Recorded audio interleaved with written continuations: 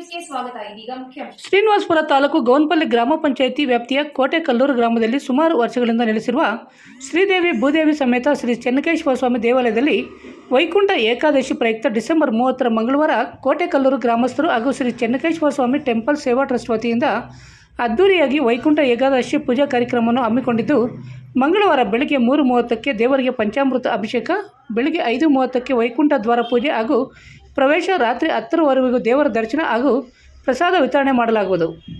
ಈ ವೈಕುಂಠ ಏಕಾದಶಿ ಕಾರ್ಯಕ್ರಮದಲ್ಲಿ ಹೆಚ್ಚಿನ ಸಂಖ್ಯೆಯಲ್ಲಿ ಭಕ್ತಾದಿಗಳು ಭಾಗವಹಿಸಿ ಸ್ವಾಮಿಯವರ ಕೃಪೆಗೆ ಪಾತ್ರರಾಗುವಂತೆ ಶ್ರೀ ಚೆನ್ನಕೇಶವ ಸ್ವಾಮಿ ಟೆಂಪಲ್ ಸೇವಾ ಟ್ರಸ್ಟ್ನವರು ಮನವಿ ಮಾಡಿದ್ದಾರೆ.